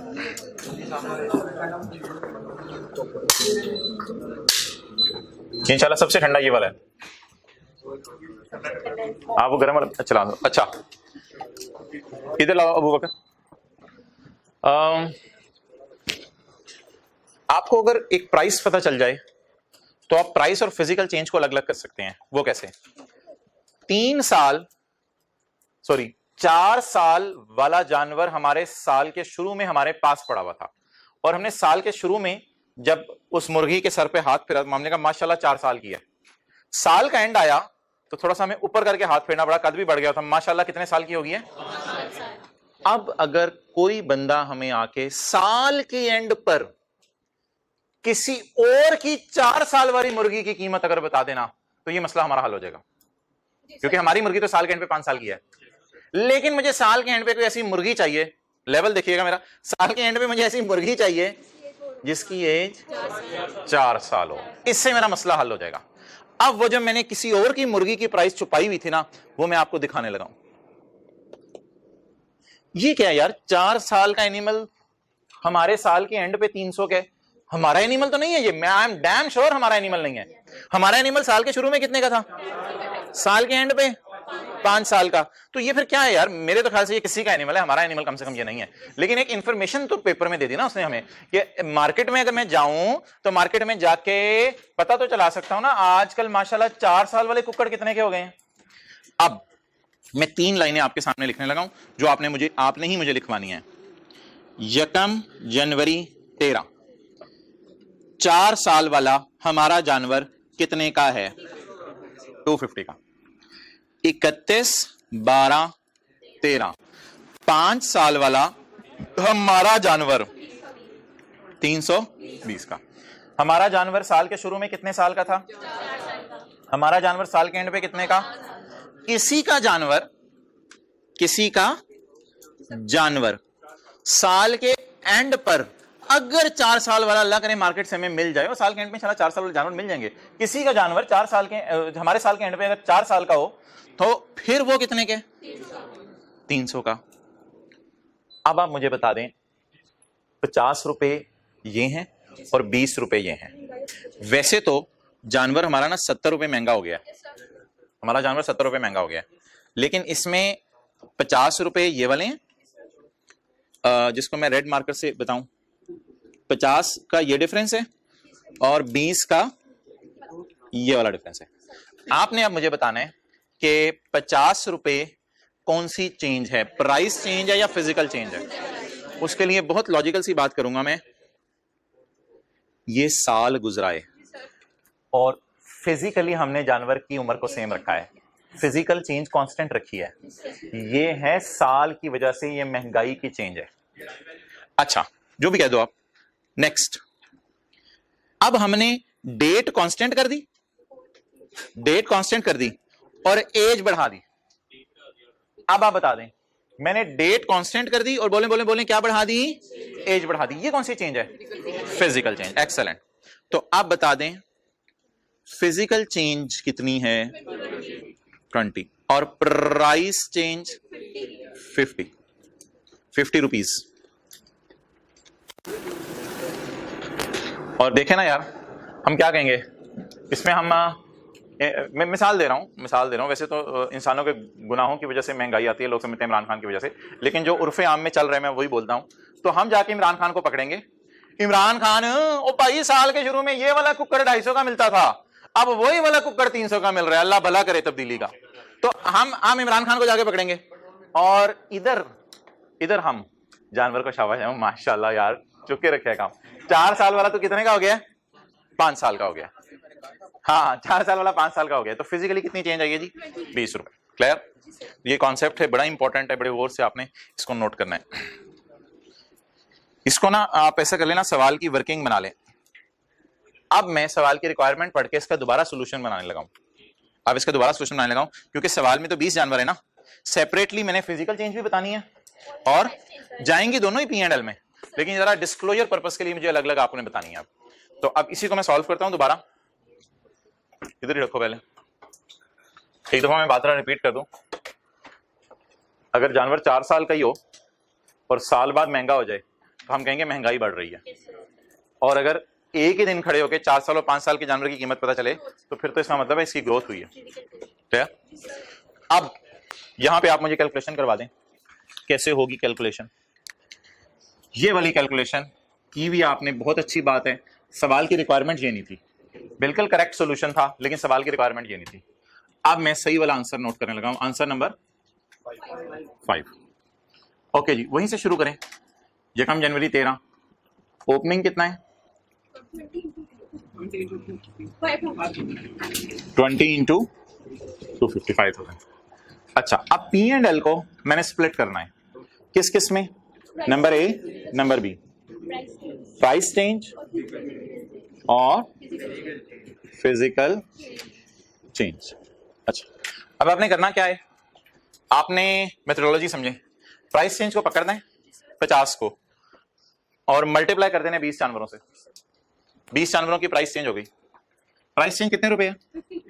50, वो जो वर्किंग से आई है, multiplied by 20, 1000। Okay, physical change की वजह से कितना फायदा आया? 20 रुपए का फायदा आया। फिजिकल चेंज की वजह से 20 रुपए का फायदा आया। और कितने जानवरों पे? ये जरा कंफ्यूज ना आप कर दें। ₹50 इंटू 20 जानवर, ₹20 इंटू 20 जानवर, 400। सब टोटल करवा दें, यही 1400 रुपया, यही 1400। लेकिन अब देखिएगा, अब ये बैलेंसिंग आ जाएगा, अब क्लोजिंग बैलेंसिंग आ जाएगा। पहले मैंने P&L बैलेंसिंग निकाला था, अब ये बैलेंसिंग आ जाएगा। 5000 जमा 1400। अब इसकी जरूरत नहीं है, अब जो क्लोजिंग वाला काम करना है उसकी जरूरत नहीं है। जो लंबा सा काम हमने किया, ये क्लोजिंग वाला काम करने की जरूरत नहीं है। अब टाइम सेव करें पेपर में, क्लोजिंग तो कम से कम बैलेंसिंग निकाल लें। बड़ा इंपॉर्टेंट है। यहाँ मैंने क्लोजिंग बैलेंसिंग लिखा था, यहाँ P&L बैलेंसिंग, अप्रोचेस डिफरेंट है। ऐसे फिक्स्ड एसेट में बात करूं, या तो इधर देखें, एक मिनट देख लें, या तो रीवैल्यूड अमाउंट निकाल के सरप्लस बैलेंसिंग निकाल लो, या सरप्लस निकाल के रीवैल्यूड अमाउंट बैलेंसिंग निकाल लो।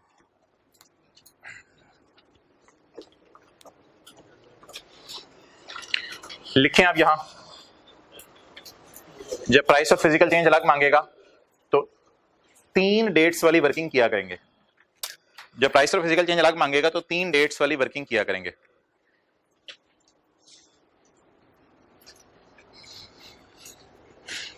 इधर ले आओ कैमरा, कुछ नोट करे होंगे। जब प्राइस और फिजिकल चेंज अलग मांगेगा तो 3 डेट्स वाली वर्किंग किया करेंगे।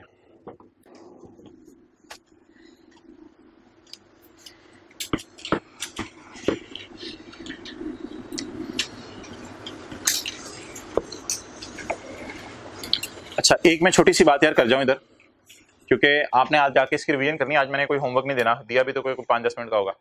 छोटी सी बात कर दूं कि ये 3 डेट्स वाली वर्किंग ना आपकी कैलकुलेशन को बड़ी आसान कर देगी, वरना ऐसे सवाल को पकड़ना और ढूंढना जो है ना बड़ा मुश्किल हो जाता है। तो कई दफा इंट्रो की क्लास में होता था कि FIFO वेटेड एवरेज टीचर पढ़ाते थे और फिर बच्चे बाहर निकले कहते थे यार आज क्या हुआ है। पहले दिनों में तो उसको ऐसे ही लग रहा होता था, कुछ हो रहा था लेकिन पता नहीं क्या हुआ है, तो कार्ड ही बना रहे थे सर, पता नहीं, मुझे तो ये समझ नहीं आई शादी का था किसका कार्ड था। तो इसलिए इस वर्किंग को भी मैं इस स्टैंडर्ड में ऐसी वर्किंग कहूंगा कि बाहर निकल के खुदा ना खास्ता आप ये ना कह रहे हो कि ये क्या हो रहा था क्लास के अंदर। तो बड़ी सादा सी बात है, अगर 4 साल के जानवर को साल गुजर गया है और महंगाई हो गई है, जानवर वही वाला है लेकिन महंगाई हो गई है, तो 4 साल वाला जानवर अगर 4 साल का ही है तो फिर ये बढ़ने की वजह क्या होगी? प्राइस। और इधर हमने किसको सेम रख दिया? डेट्स को। तो ये कौन सी चेंज है? Physical change. चलें जी, हाँ मोहतरम सवाल पूछें। हाँ बिल्कुल बिल्कुल बिल्कुल बिल्कुल, अभी ये सवाल खुलेगा तो मैं बता दूंगा आपको। क्वेश्चन 6, कैलकुलेट गेन और loss separately relating to price and physical change for the year ending 31 December 2000। अब आया असल सवाल, प्राइसेस ही प्राइसेस दी हुई है, जानवरों की प्राइसेस ही प्राइसेस दी हुई है। अब आपको सवाल में से फिगर्स ढूंढनी पड़ेंगी, लेकिन मेरे ख्याल से ये डेटा रेलेवेंट नहीं है, सिर्फ ये 3 लाइंस रेलेवेंट है, इनको तसल्ली से पढ़ेंगे। फिर जब जरूरत हुई, जैसे एक्सचेंज रेट नीचे से उठा लेते थे, तो जिस चीज की जरूरत हुई वहां से उठा लेंगे। अ हर्ड ऑफ 10 2 साल वाले जानवर was held at यकम जनवरी 2001। इतनी सी बात पढ़ के सवाल में आ जाता हूं मैं। नोट करना शुरू करेंगे इसका सॉल्यूशन। पिछले सवाल का ये सॉल्यूशन सही था, पिछले सवाल का ये सॉल्यूशन सही था, लेकिन रिक्वायरमेंट को फॉलो नहीं करा था, इसलिए मिटाना पड़ा था। इसमें भी सेपरेटली करना, इसलिए इसमें शुरू से ही हम सेपरेटली करेंगे।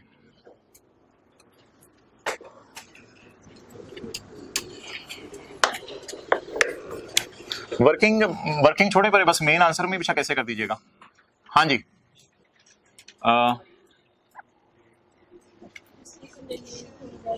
और ऐसे अच्छा, यकम जनवरी 2000 20x1 है 2001 है 20x1।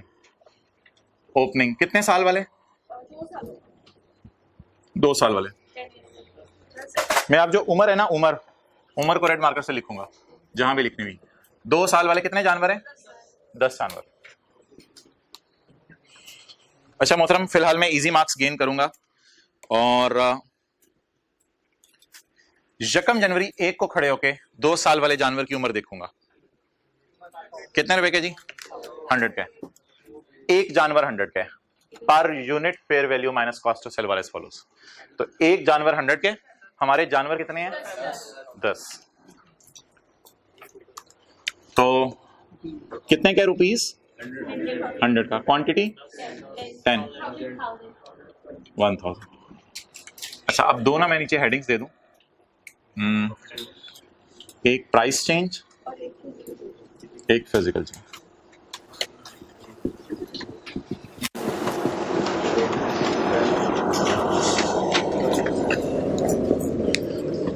One animal aged 2.5 years was purchased on Yakam July 2001 for rupees 108। चलें जी, यकम जुलाई 2001 को परचेजेस डालूं या ओपनिंग? परचेजेस। नीचे प्राइस देखने की जरूरत नहीं, गिवन है प्राइस। यकम जुलाई 2001 क्या है? परचेज। अच्छा, ये कितने साल वाला परचेज किया बाजार से? 2.5 साल वाला।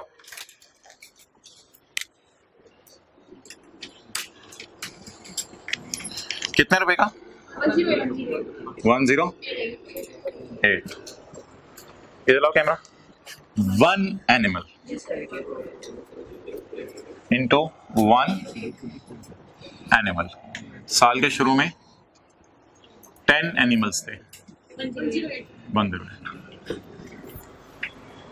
नोट कर लें यहां तक।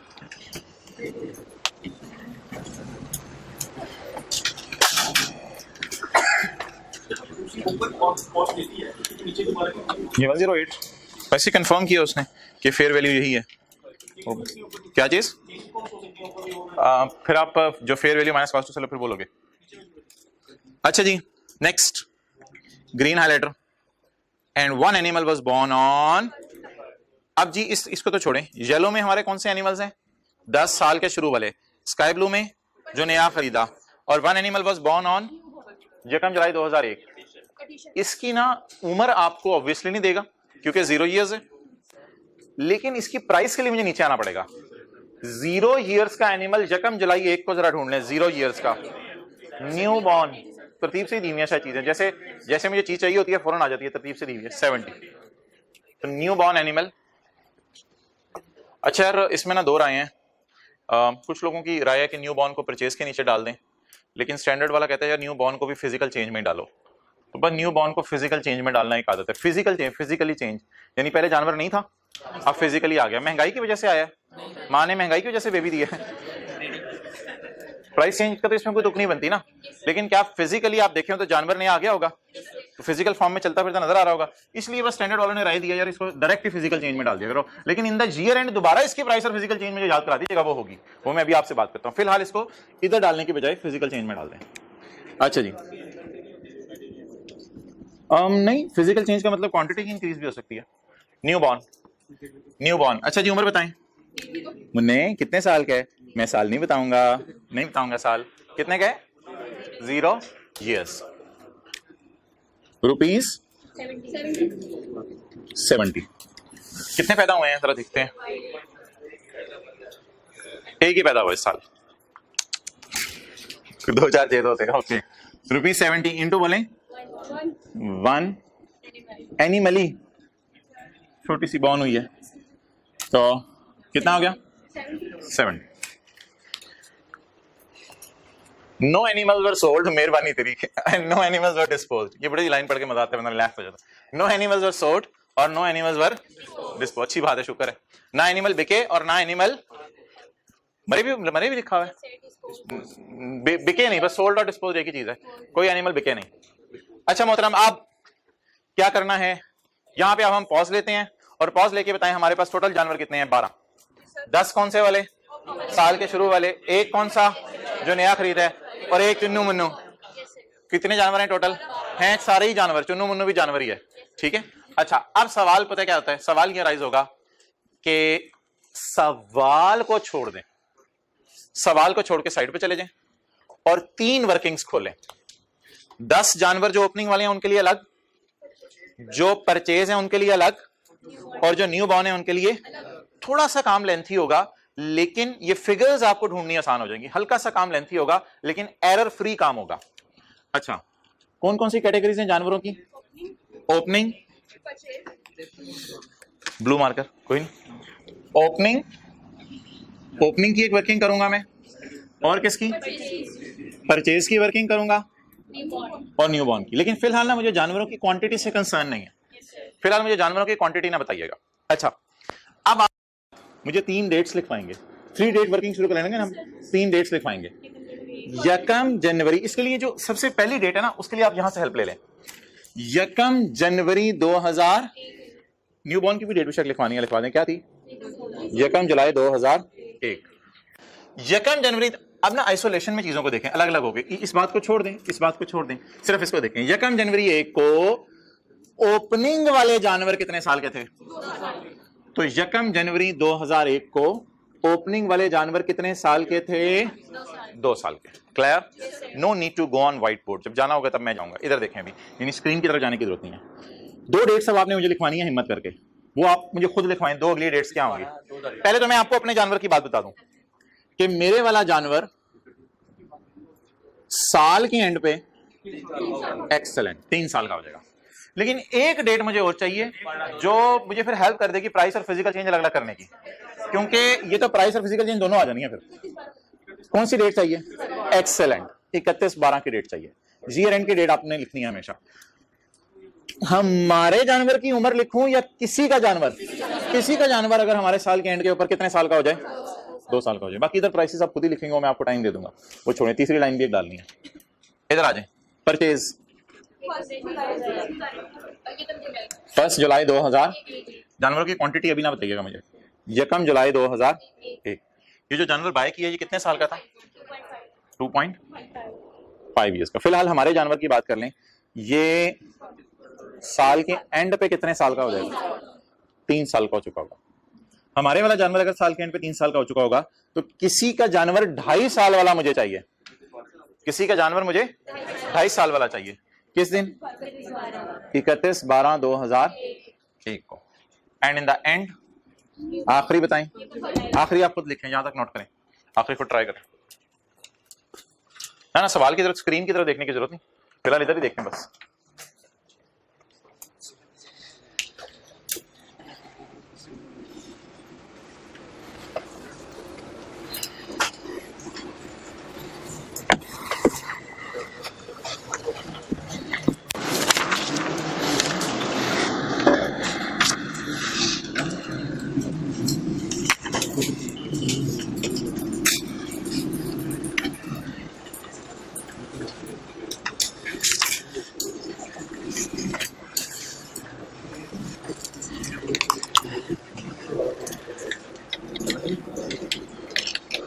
अच्छा, प्राइसेस लिख लें सवाल से देख के। रहने दो, कैमरा उधर ही रखो।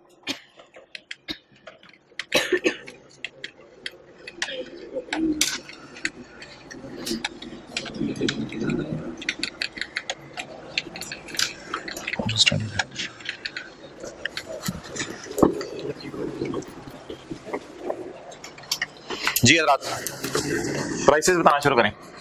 न्यू बॉर्न की पहले बात कर लें। न्यू बॉर्न जिस दिन बॉर्न हुआ उस दिन कितने इयर्स का होगा?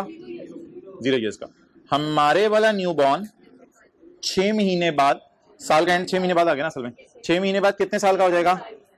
6 महीने का हो जाएगा। तो किसी का न्यू बॉर्न भी 31/12/2001 को हमें चाहिए। अच्छा, दरमियान वाली डेट ना ईयर एंड की होती है, बस ये हिंट सुन लें। दरमियान वाली डेट नहीं डालनी होती ना, ये ईयर एंड की होती है, नई डालनी होती है, इसलिए ईयर एंड की होती है। ओके, प्राइसेस अब ढूंढ लें यार। 1 जनवरी 1 को 2 साल वाला, कैमरा बार बार लाते रहो। कितने के? 100 का। 31/12/1 को 2 साल वाला, 2 साल पहले 2 साल ढूंढने ना। 31/12/1 कितने का? 105। 31/12/1 को 3 साल वाला, 3 साल वाला 31/12/1 को 120। ओके, 1 जुलाई 1 को 2.5 साल वाला, 1 जुलाई 1 को 2.5 साल वाला किधर है? ये 108। 31/12/1 को 2.5 साल वाला, 2.5 साल वाला। 31/12/1 को 3 साल वाला 100। 1 जुलाई 1 को 0 ईयर्स वाला न्यू बॉर्न, 1 जुलाई 1 को, जहां तक अब वो कवर कर 70। और इधर 31/12/1 को न्यू बॉर्न और ईयर एंड पे आधे साल वाला 80।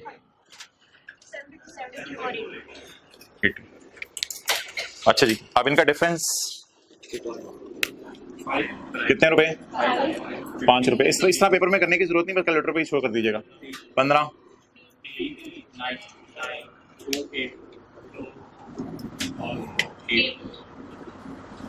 जहां तक कैमरा रखना 8।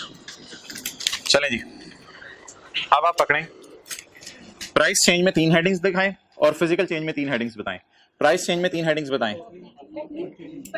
ओपनिंग, परचेजेस और न्यू बॉर्न, बस 3 हेडिंग्स। इधर भी 3 हेडिंग्स। पहले जरा मेरी बातें समझें प्लीज प्लीज प्लीज। इधर भी 3 हेडिंग्स बोलें। Opening, purchases, new born. चलें जी, न्यू बॉर्न मतलब वो पैदा होते डाला था।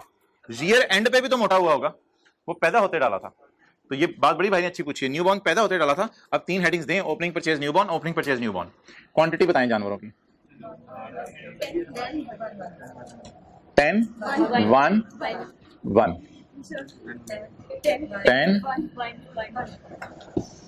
क्या? अब आप मुझे बता दें प्राइस चेंज ओपनिंग की, प्राइस चेंज ओपनिंग की 5 और फिजिकल चेंज 15 5 50। ये पहली वर्किंग होगी जो सबसे टॉप पे है। फिजिकल चेंज साल गुजरने की वजह से महंगा हो गया और 1 साल गुजरने की वजह से मोटा हो गया। टोटल चेंज 20 की, इसको स्प्लिट किया हमने प्राइस चेंज में और फिजिकल चेंज। ओके, अब रेड मार्कर वाली फिगर्स यूज करनी है जो यहां लिखी जी हूं। जो खरीदा हुआ है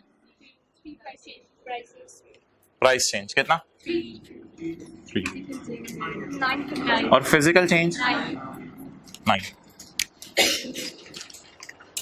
न्यू बॉर्न, देखो ना लॉजिक समझे, न्यू बॉर्न साल के शुरू में 70 रुपए का था बाजार में, अब न्यू बॉर्न साल के एंड पे बाजार में 72 रुपए का है। इसका मतलब है काफी महंगाई हो गई है। और 0 ईयर्स और 0.5 ईयर्स का मतलब है 6 महीने के गैप की वजह से 8 रुपए का फिजिकल चेंज, 2 रुपए और 8 रुपए। बस खत्म हो गया सवाल। कैलकुलेटर की जरूरत है, बस कैलकुलेटर की भी शायद जरूरत नहीं। 7 7 10 5 बार 50 2 55। ये 55 रुपए क्या आ गई प्राइस चेंज।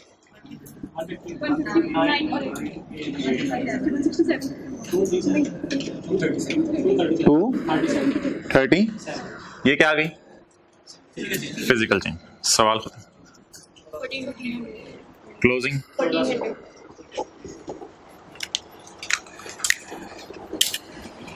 बैलेंसिंग।